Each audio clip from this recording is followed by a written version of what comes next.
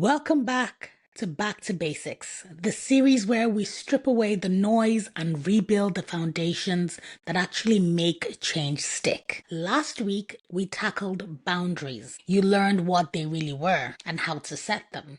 And hopefully you've already started noticing where resentment has been trying to get your attention. This week we go even deeper, because now that you've tasted the power of no, it's time to understand why you're saying it. Today we're talking about values, and trust me, this will change everything. Have you ever made a decision that looks perfect on paper, but felt completely wrong in your body in some weird way? Maybe you took the promotion everyone congratulated you for, but you've never felt more empty. Maybe you stayed in the relationship that made sense, but something in you was slowly dying. Maybe you built the life you were supposed to want.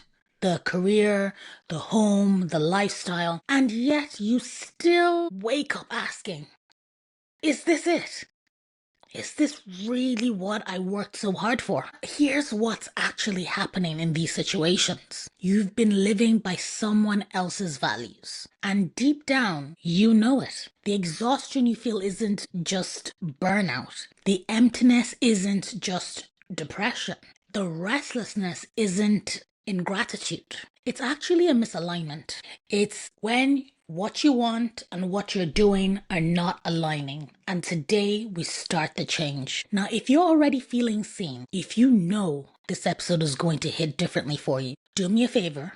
Hit that like and subscribe button now. It's not just about the algorithm. When you like and subscribe, it helps this channel grow, and more importantly, it helps other people who are struggling with this exact thing actually find the content. So if this matters to you, help someone else discover it too. So why values? And why now? Especially right after boundaries. Here's the thing. Last episode, I talked to you about how to say no. But if you don't know why you're saying no, your boundaries are not going to hold. You'll end up setting the boundary on Monday and breaking it by Wednesday because someone made you feel guilty. You'll say no and then spend the next 3 days second guessing yourself. Why would we be doing that? Because you don't have an anchor. You don't have a reason bigger than the discomfort to make you hold your ground. That's what values provide for you. Now, when you know your values, like truly know them, not just intellectually, but in your bones, the boundaries will stop feeling like you're depriving yourself. They start feeling like protection of what actually matters most to you. And saying no to the draining friendship isn't mean. It's honoring your value of peace. And disappointing your parents isn't disrespectful. It's honoring your value of authenticity. Values are the why behind the no. And here's the uncomfortable truth. Most people have never actually chosen their values. They inherited them from their family, from culture, from religion, from social media, from society. And then they wonder why their life feels like it belongs to someone else. So today, we take the values back. If we haven't met yet, welcome to Haven Hub Life. I'm Lolly, a life coach and your guide and fellow traveler for high-functioning women navigating life's hardest chapters with dignity and honesty. And each week we name the quiet struggles, unpack the emotional weight, and explore the shifts that move you towards clarity and what you actually want. You don't need to fix yourself. You just need a way through.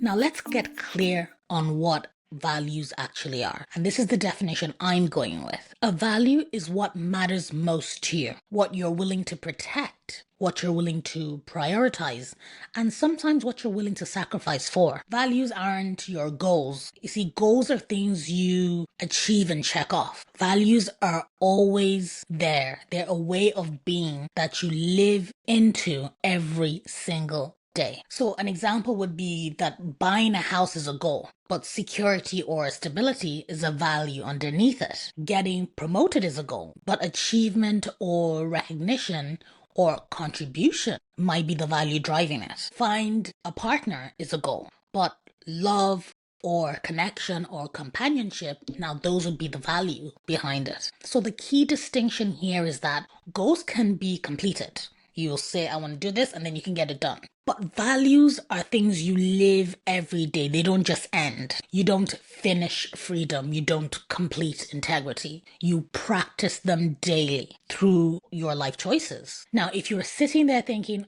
I don't even know what my values are. That's completely normal. Most of us were never taught to identify our values. We were taught to follow rules. We were taught to meet expectations and achieve milestones that other people set for us. So we end up with a really weird, strange mix of values. We'll have values we inherited from our family. So some people would be work hard, don't complain, money, security, and values we absorbed from culture. Things like success looks like this and happiness looks like that. And values we performed to be accepted, which would be things like, I need to be agreeable, don't be too much, don't take up too much space, I need to fit in. And somewhere underneath all of that are your actual values, the ones that are unique and authentic to you. The problem is you've never separated yours from theirs. That's what we're doing today. Now, let me give you an example that might help connect the dots a little bit. I want you to think about the movie Encanto. If you don't know Encanto by now, you gotta watch it. It's one of my favorite all-time Disney movies. Now, I want you to look at it specifically, the character Luisa. She's the strong one, the reliable one,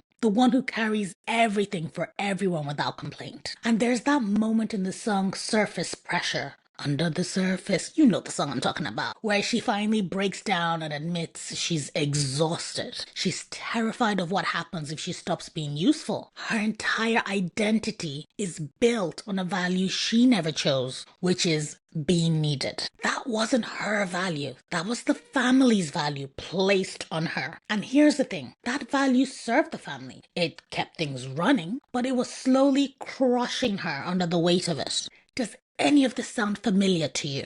How many of us are the Louisa of our family? How many of us are the Louisa of our friend group, of the workplace? You see, carrying all these values that were handed to us, not because they align with who we are, but because they kept everyone else comfortable, is not sustainable. I want to invite you to ask a question to yourself today. What would happen if you put that weight down, and what values would you choose to carry instead? Because here's the truth that Louisa eventually discovered, and what I want you to discover too for yourself. You're allowed to matter to yourself, not just to everyone else. You are also important. Okay, let's do some reframing, because there are things we're telling ourselves and we are probably carrying beliefs about values that are keeping us stuck. First thing that we tell ourselves a lot is that I should value what my family or my culture values. That's not necessarily the case. We can look at it instead as something along the lines of, I can honor my roots from my culture and my family without being imprisoned by them, because some of these shackles are really strong and it's hard to get rid of them, and we need to start doing that. There's this guilt around choosing different values than the ones you were raised with, like you're betraying your family or your heritage. But here's the truth. You can deeply love and respect where you come from and consciously choose a different path.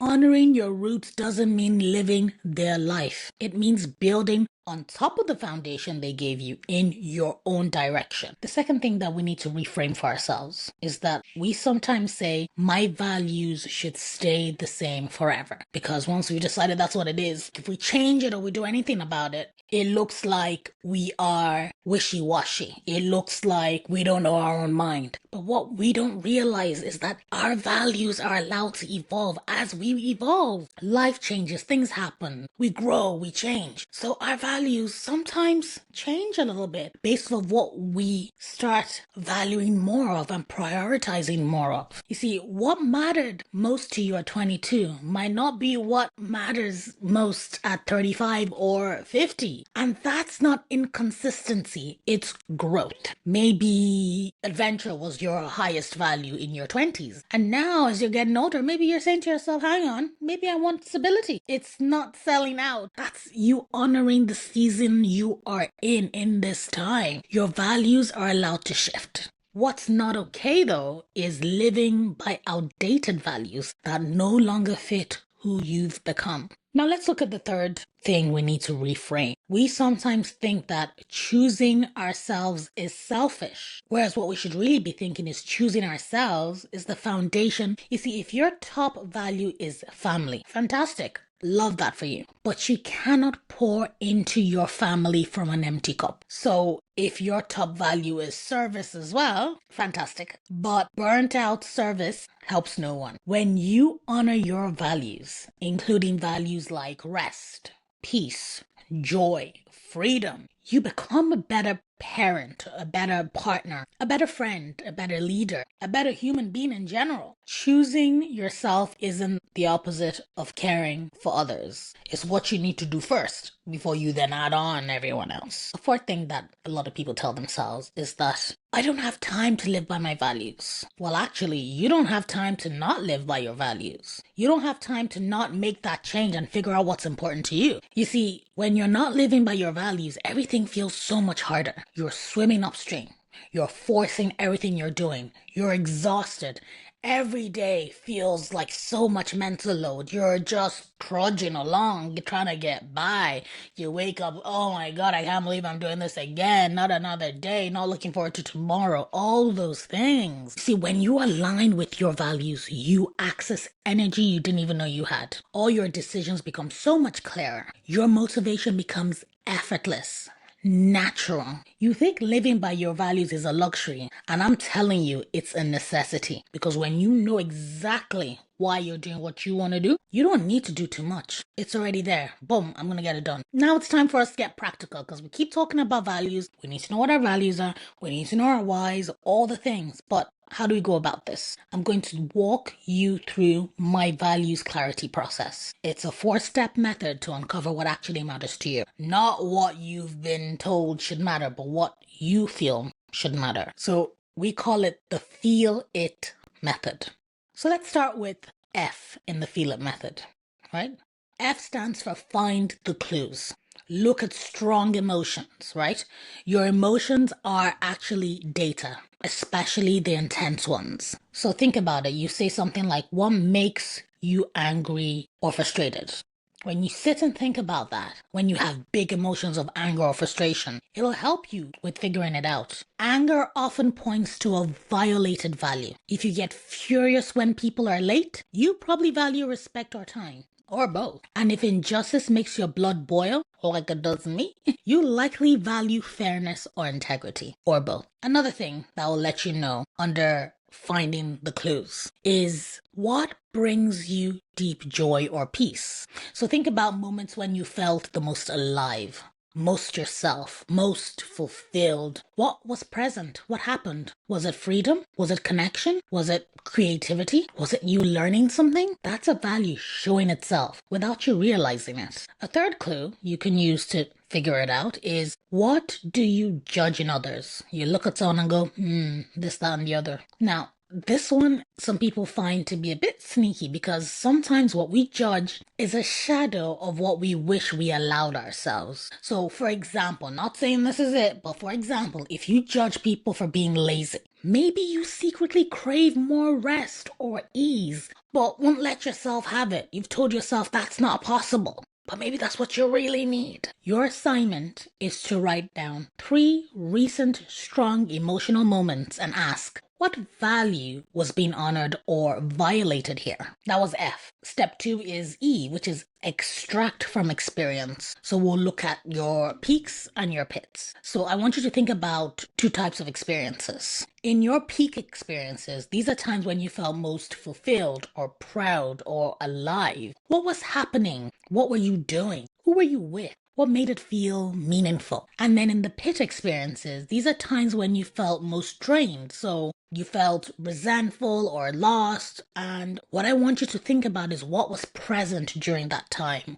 Or what were you lacking or missing during that time? What were you tolerating that violated something important? You see, from your peaks, you'll find values you want more of. But from your pit, you'll find values that were being crushed. I want you to write down 2 or 3 of each and extract the values underneath them. Step 3, eliminate the inherited. Yes, the inherited values that are from them so that you can know what yours are. So it's your values versus their values. You need to look at any values you've identified overall and ask, did I choose this value or was it handed to me by someone, by a culture, by society? Insert the thing. Do I actually believe this or am I afraid of what happens if I don't believe it? Because sometimes we're living on autopilot. Think about that. Does living by this value energize me? Or does it drain me? Some inherited values will still resonate. We keep some. So if some of them are still resonating with you, keep them. But some will feel like clothes that don't fit anymore. And once they feel like that, you're allowed to let them go, honey. Gone. We're not trying to reject our family or our culture. We're trying to be more conscious about what we're choosing rather than just unconsciously complying with the factory setting. So the fourth step in the Feel It framework is you need to lock in your core 5 values. I want you to identify your core 5 values, the non-negotiables, the ones that will guide your decisions moving forward. Now, we probably have more than 5, but the thing is that if everything is a priority, then nothing is. So we're going to try and keep it concise and create clarity by only going with 5, okay? So for each value, I want you to write the value, one word. So something like freedom, connection, growth, integrity, whatever it is. Write the one value first for each of those values. Then write your definition. So what it means to you specifically, not necessarily what the dictionary says, but like if for you, it is fairness because growing up, there was a lot of injustice. Other people got away with murder, but somehow they held you accountable. Write your own definition of what that value is to you. Then what does it look like when it's in action? So think of like one concrete behavior that honors this value. So for example, if you're sharing out food to 6 people, you try and make sure the portions are equal. What's good for the goose is good for the gander, for example. So what's good for the lads, good for the ladies, and so on, things like that. So when you start seeing if fairness is important to you, that will be some of the things that will come up for you. And those will be things that when you see that that's not happening, it'll trigger you. I'll give you a full breakdown of what an example of those 3 things are so that it's easier for you to do this. So for example, if you say a value is freedom, right? And then you define it as having a choice over how I spend my money and energy without needing permission from anyone. Well, then the action then in that situation will be that I'm going to protect at least 2 hours of unscheduled time daily, even if it means saying no to good opportunities. That is me protecting my peace, my value, my freedom, and living my value in my daily life. So this is how your values will move from being something abstract, something that's just written on paper, just words, to actual life changes. If this series is resonating, I created the full Back to Basics toolkit for you. It includes the scripts, workbook, journal prompts, and reset audio so you can actually implement all these things yourself. It's completely free, so just click the link in the description and it'll land in your inbox immediately. I'm giving it to you because knowing your value is too important to gatekeep. Now, before we wrap up, here's your permission slip for this week. You're allowed to want different things than your parents wanted. You're allowed to disappoint people who expected you to stay the same. You're allowed to build a life that you actually want to live, not a life that looks good to somebody else or to other people. Because remember, you're building the life that you want for you. Your values are not up for committee approval. They're yours. So here's your permission to claim them. Your homework for this week. We've already discussed it a little bit, but I want it to be your assignment. And what you're going to do is use the Feel It process to uncover your values. Start with the emotions and experiences. Identify your core 5 values and write a personal definition for each. And ask yourself, is there one decision I've been struggling with? Run it through your core 5 values and notice what becomes clear. And if you want to do something extra to really help yourself this week, take one of last week's boundaries and connect it to a value. So for example, I don't respond to work emails after 7 p.m. and then connect it to your value of I want to be present with my family because family is a value, right? Or another one is I don't lend money I can't afford to lose. You connect it to the value of financial peace. Another one could be I leave conversations when I'm being yelled at. And then you connect that to the value of respect. So when you link your boundaries to your values, they stop feeling random and egregious. They become anchored. And anchored boundaries are the ones that actually hold. So do this for at least one boundary this week. Write it down. Say it out loud, and I want you to feel the difference. Now, if you only remember one thing from this episode, is that values are the why behind your boundaries. When you know what you're protecting, saying yes or no becomes so much easier. This is your compass. Everything else we build in the series, your self-trust, your habits, your relationships, they flow from here. Next week, we're going even deeper into our internal work. Now that you have your boundaries and your values, we're tracking something that trips so many people up, and that's self-trust and confidence. But if you don't trust yourself to honor them, you'll keep abandoning yourself when things get hard. We're going to reconnect you with your inner voice, the one that's been trying to guide you all along, and I'm looking forward to it. So make sure you're subscribed so you don't miss it. And honestly, if this series is landing for you, share it with someone who needs it. Hit that like button, drop a comment. Every bit of engagement helps this reach more people who are searching for exactly this. And don't forget your free Back to Basics toolkit. The link is in the description. It's the perfect companion to lock in everything we talked about today. Thanks for being here today. I'm Lolly, and I'll see you next time. Until then, keep choosing yourself. Bye.